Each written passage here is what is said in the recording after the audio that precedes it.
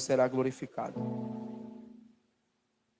Atos, capítulo 1, versículo 8.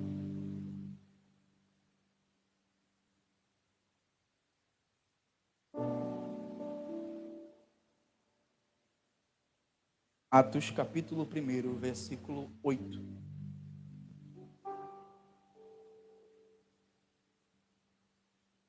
Quero falar nesta noite sobre testemunhas. Testemunhas de Cristo. Se fosse colocar um tema, colocaria o poder que nos capacita a ser testemunha de Jesus. Versículo 8.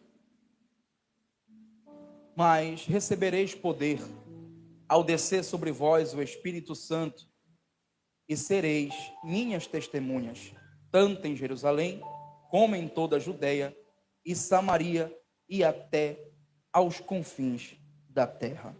Vamos ler o versículo 10, só para você dar um glória. E, estando eles com os olhos fitos no céu, enquanto Jesus subia, eis que 2 varões vestidos de branco se puseram ao lado deles. Versículo 11. E lhes disseram: varões galileus, por que estáis olhando para as alturas? Esse Jesus que dentre vós foi assunto aos céus, virá do modo como viste subir. Soberano Deus e eterno Pai, te peço misericórdia e graça para falar da tua palavra. Fala com cada coração que chegou aqui, meu Deus, disposto a ouvir o que tu tens para falar nesta noite. Pois quem tem poder é a Bíblia, não é o pregador. Fala de uma maneira simples e que venha edificar a vida de cada um dos teus filhos, que venha edificar a tua igreja que chegou aqui para te cultuar, adorar e ouvir a tua palavra. É que eu te peço, Senhor, e te agradeço. E todos que concordam, digam. Me dê alguns minutos da sua atenção, não quero me alongar. O livro de Atos, ele é a continuação do Evangelho de Lucas. E nas palavras de William Barclay, Atos ensina que a vida de Jesus, ela continua em sua igreja. Os evangelhos, eles mostram o que Jesus fez. Jesus curando, fazendo maravilhas, sinais. E agora em Atos, mostra o que Jesus faz através da sua igreja. Você pode dar um glória a Deus por isso? Lucas, ele interessa tanto o Evangelho como a Atos, a mesma pessoa, o excelentíssimo Teófilo. E quem é Teófilo?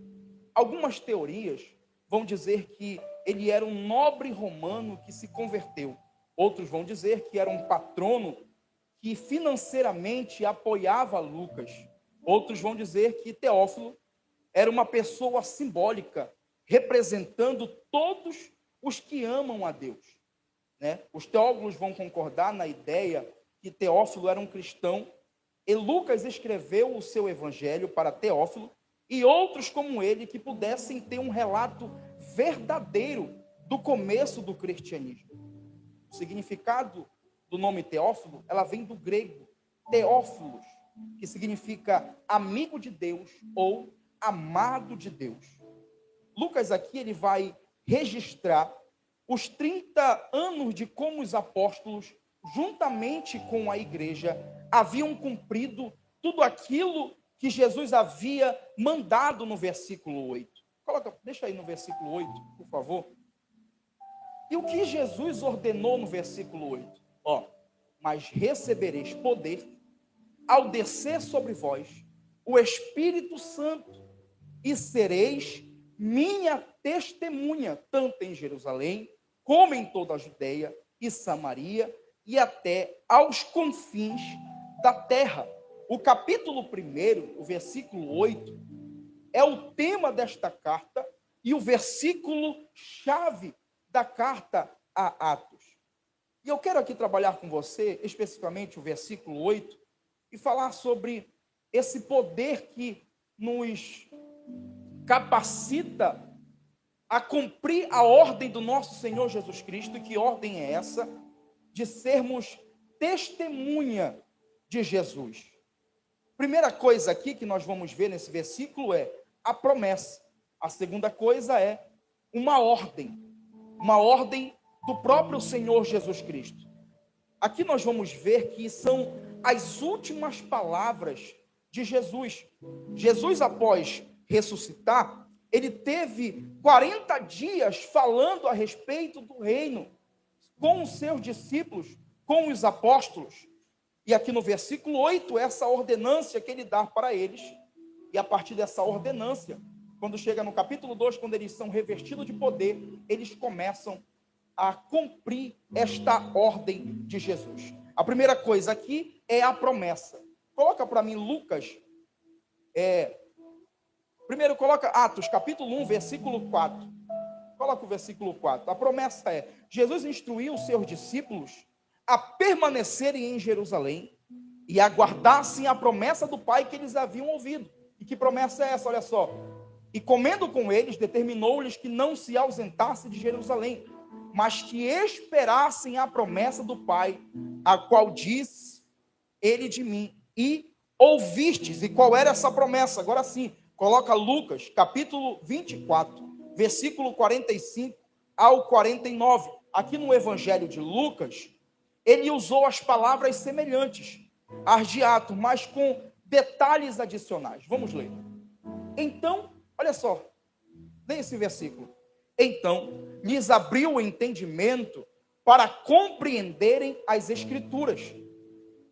Ele disse assim, assim está escrito, que o Cristo havia de padecer e ressuscitar dentre os mortos no terceiro dia, e que em seu nome se pregasse arrependimento para remissão de pecados a todas as nações, começando de Jerusalém. Vós sois testemunha destas coisas. 49. E eis que envio sobre vós a promessa de meu Pai. Permanecei, pois, na cidade, até que do alto sejais revestido de poder. Nesta passagem é importante destacar o quê? Coloca lá o versículo 45.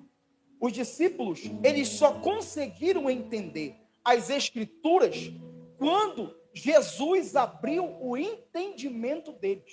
Olha só, lhes abriu o entendimento para compreenderem as Escrituras. Uma pessoa só entenderá as coisas do reino se Jesus abrir os olhos dela. Tanto que no versículo 6 do capítulo 1 de Atos, eles perguntam: Senhor, coloca o versículo 6. Então os que estavam reunidos lhe perguntaram: Senhor, será este o tempo em que restaures o reino a Israel? Eles ainda não tinham o compreendimento do reino de Deus. Eles ainda estavam esperando um reino terreno. Eles não tinham a compreensão. Eles só vão compreender após o revestimento de poder. Esse poder que vem do Espírito Santo. Esse poder que vem do batismo com o Espírito Santo. Uma pessoa só entende o Evangelho. Uma pessoa, ela só entende as Escrituras. Ela só entende as coisas do reino quando, olha aqui para mim, quando Jesus abre os olhos dela. Quando a graça de Cristo alcança a vida dessa pessoa, essa pessoa só vai ter compreendimento de tudo o que é o Evangelho, de tudo o que é a palavra de Deus, das coisas do reino, quando Cristo Jesus tem um encontro verdadeiramente com essa pessoa, quando Cristo abre os olhos desta pessoa. Porque nós vamos ver que dentro da igreja, muitos ouvem a palavra, muitos frequentam o culto, mas ainda não têm o entendimento das coisas do reino. Por quê? Porque ainda não foram alcançados pela graça de Deus. Nós vamos ver Paulo, que antes da graça alcançar a vida dele, ele perseguia os cristãos, ele perseguia a igreja, ele não tinha o compreendimento, ele não tinha o entendimento. Mas após a graça alcançar a vida dele, após Cristo Jesus ir ao encontro dele, ele passou de perseguidor da igreja para o maior bandeirante do evangelho, para o maior, oh glória a Jesus, para o maior construtor de igreja. A graça de Cristo, ela traz mudança, ela abre os nossos olhos, ela nos faz entender o evangelho. Aleluia. Essa promessa do revestimento de poder, ela capacita a igreja para entender as verdades do reino e serem transformadas verdadeiramente. É somente pelo poder do Espírito Santo. Coloca o versículo 5. Olha o que Jesus vai dizer.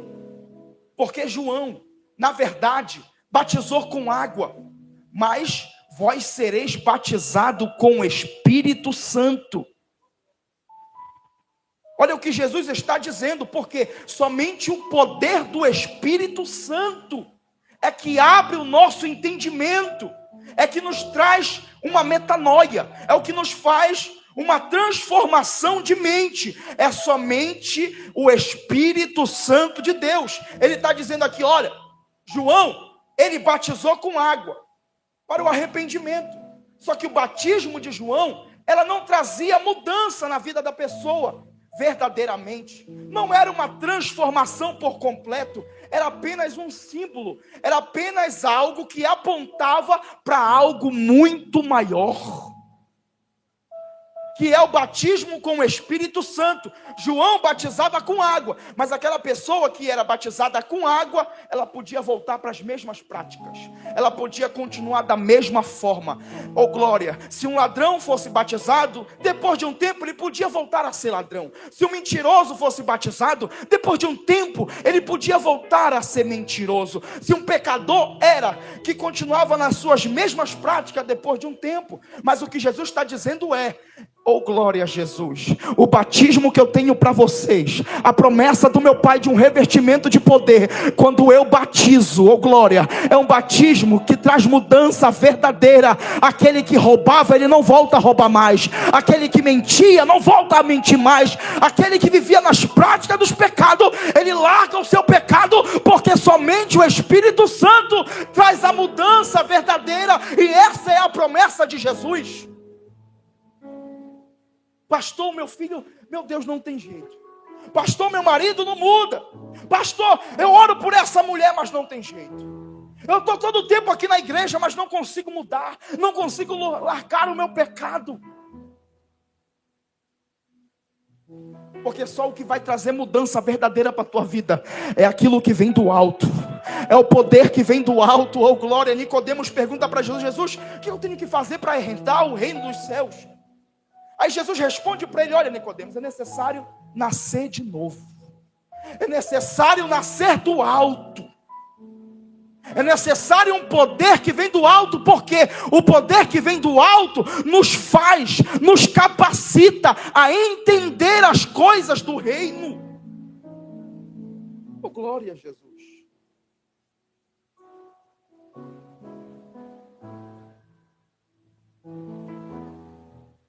O batismo com o Espírito Santo é o que verdadeiramente traz mudança para as nossas vidas. Essa capacitação do poder que vem do Espírito tem um propósito. E qual é o propósito? Volta para o versículo 8. O propósito é, olha, vocês serão revestidos. Vocês irão receber. E quando vocês receberem o Espírito Santo, ele dará poder.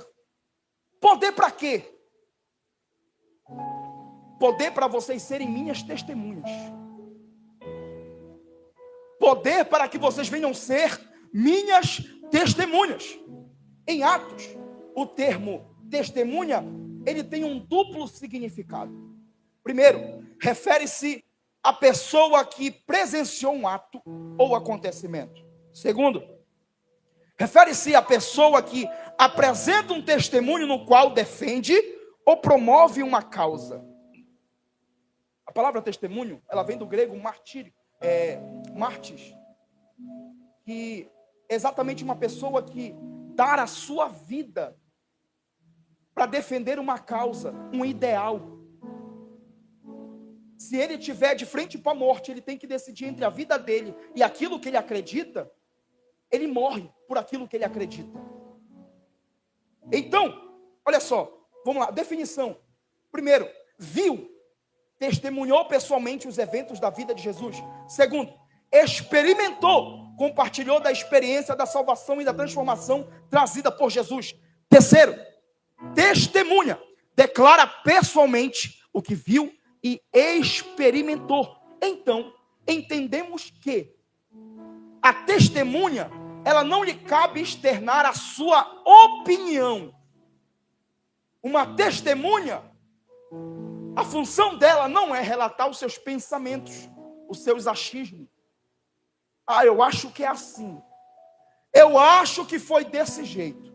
Não, uma testemunha, ela precisa falar aquilo que ela viu, aquilo que ela ouviu, aquilo que ela experimentou, aquilo que ela testemunhou.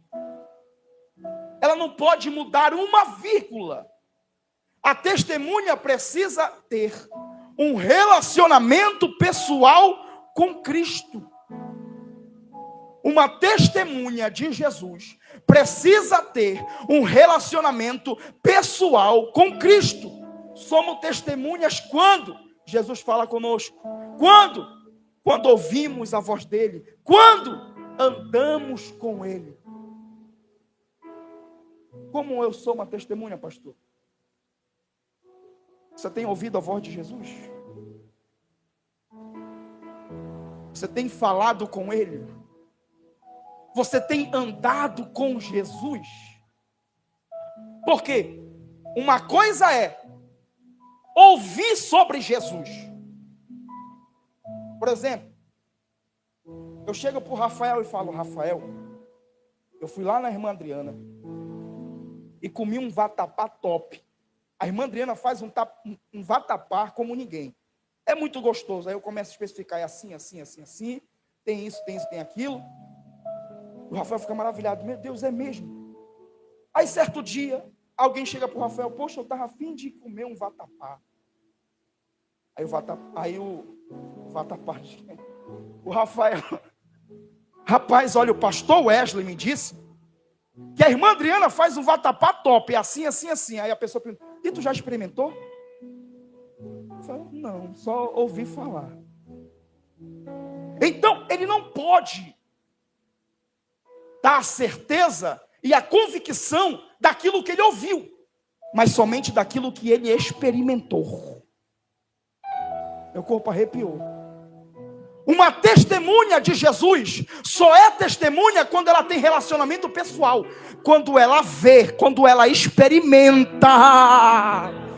Ah, Jesus amado, você só vai poder testemunhar aquilo que você viu, aquilo que você experimentou. É quando você vem como um culto como esse, e o louvor começa a pegar fogo, e você sente uma graça no teu peito, você ouve a palavra e entende: é Jesus, é comigo que você está falando. Aí tu chega amanhã, segunda-feira, no teu trabalho, aí você chega para alguém lá, o seu colega do trabalho: olha amiga, lá na minha igreja, Jesus é assim, assim, assim, ele faz assim, assim, assim. É mesmo? É? Sim, e eu posso confirmar com convicção, porque eu vi, eu experimentei, eu sei do que eu estou falando.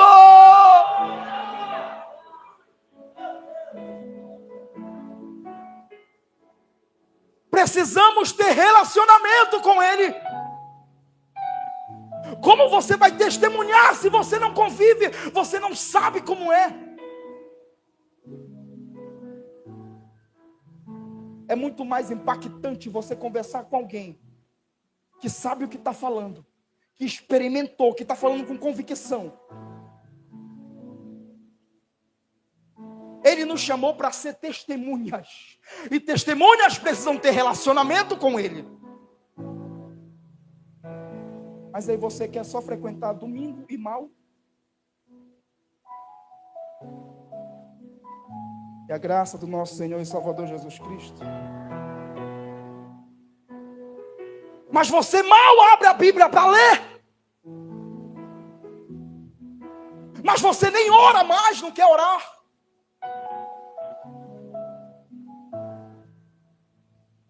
Como você será uma testemunha se você não tem relacionamento? Você não se envolve com Ele, você não experimenta dele. E enquanto isso, dentro da tua casa, os teus filhos precisam de você, testemunha. Enquanto no teu trabalho, aquelas pessoas que estão lá ímpias, que não conhecem Jesus, precisam de você, testemunha. Enquanto dentro da tua família, enquanto teus parentes se afogam na cachaça, na bebida, na prostituição, precisam de você, testemunha.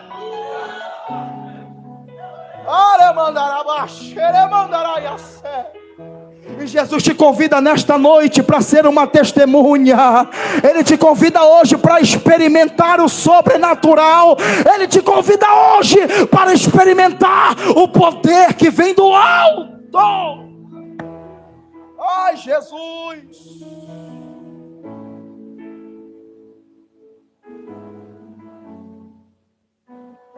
Oh, glória a Jesus. Já vou encerrar aqui. Ser testemunha, eu não sei se vocês vão dar glória agora.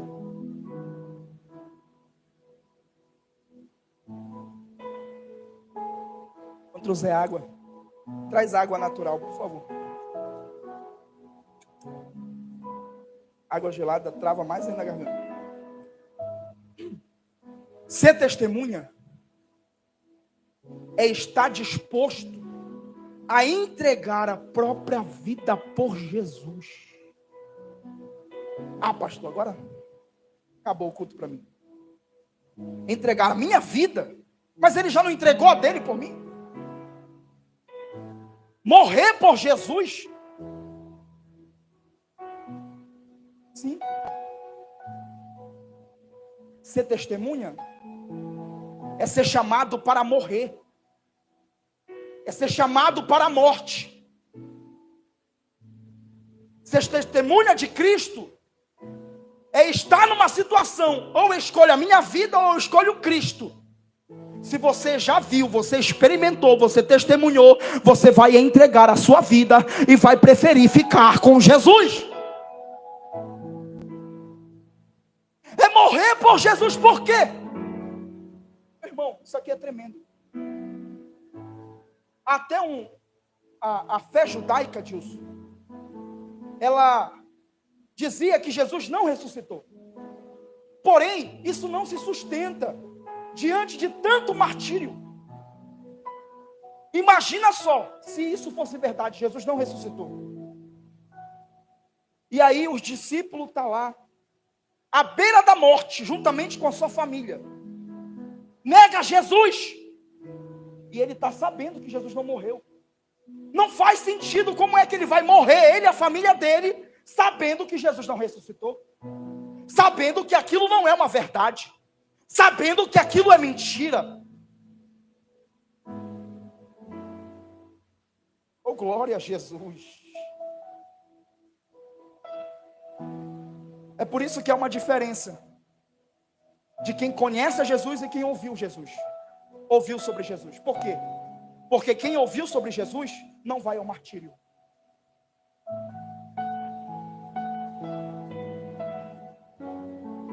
Mas quem conhece Jesus, oh glória, pode colocar ele de frente com a morte, ele prefere morrer, porque ele já conheceu a verdade do reino, ele já conheceu a verdade do evangelho, oh glória a Jesus. Um dia desse eu falei aqui sobre Ananias, Misael e Azarias. Nabucodonosor pega eles, olha, vocês não querem me adorar? Joga eles na fornalha ardente e aquece 7 vezes mais, só para mostrar que eu sou poderoso. E eu quero ver quem é o Deus que vai livrá-los da minha mão. Aí pegam, jogaram ele lá. Vocês não vão me adorar mesmo? Bora tocar novamente os instrumentos aqui. E eles continuaram de pé. Nós não adoramos outros deuses, nós só servimos ao nosso Deus. Jogaram eles dentro da fornalha de fogo ardente. Pasme, era tão quente que os soldados morreram só de estar perto. Aí Nabucodonosor lá se gloriando. Aí, ó, quem não quer me adorar, eu faço isso aí, ó. Aí ele: ei, nós não jogamos 3 homens lá dentro? Sim, Senhor, jogamos 3. Mas por que eu estou vendo uma 4ª pessoa lá dentro? Ah, Jesus amado. Oh, glória a Jesus.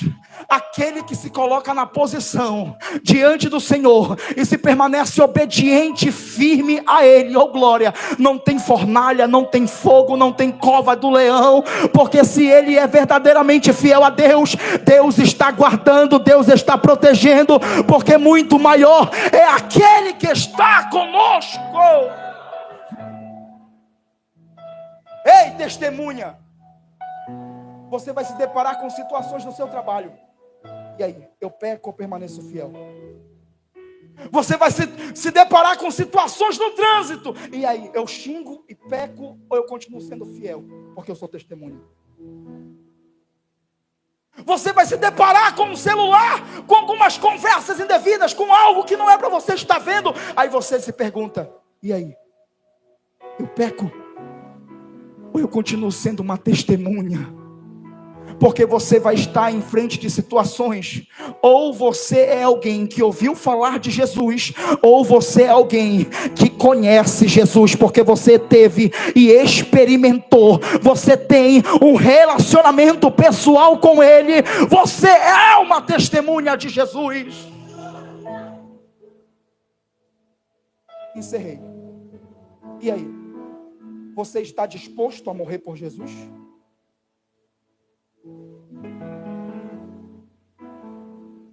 Você está disposto a dizer não para certos convites? Você está disposto a se afastar de certas amizades? Meu Deus. Você está disposto a se afastar de relacionamentos frustrados? Você está disposto a se afastar de ambientes que não é para você estar? Ser testemunha é ter ousadia para renunciar aquilo que me afasta de Jesus. Encerrei. Coloca o versículo 11. Pastor, eu quero ser uma testemunha. Se você é uma testemunha de Jesus, eu tenho algo para fortalecer a tua fé. E se você crer, você vai entender que vale a pena esperar por Ele. Por quê? As testemunhas, elas são agarradas numa promessa.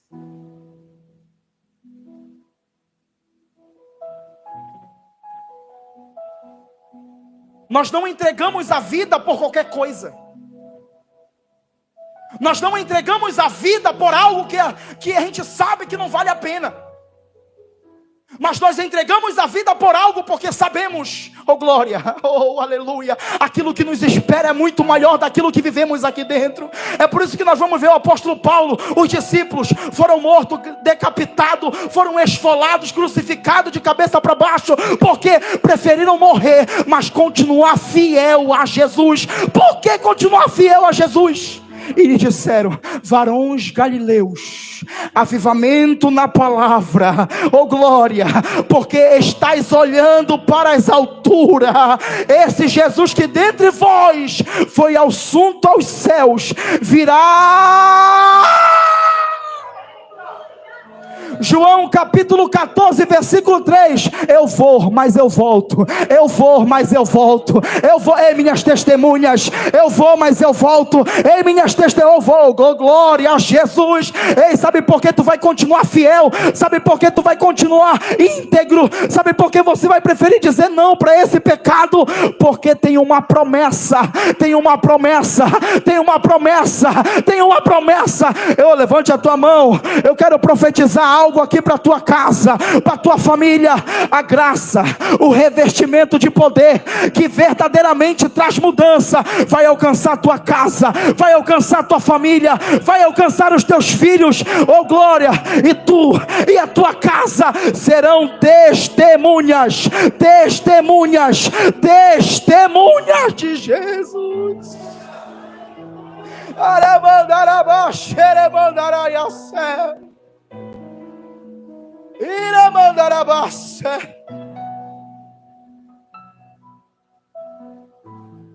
Oh Espírito Santo de Deus, oh aleluia, Jesus. Enquanto o mundo vai contra a palavra, enquanto o mundo vai contra o evangelho, enquanto o mundo vai contra os ensinamentos de Jesus, ainda há testemunhas que continuam perseverando,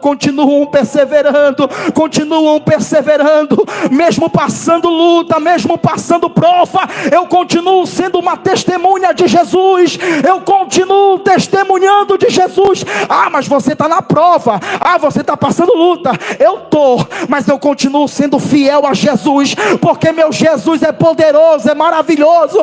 Ele cuida da minha casa, Ele cuida, e há uma promessa que Ele vai voltar.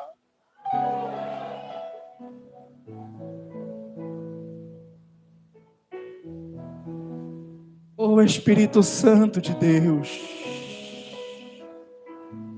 fique de pé no seu lugar.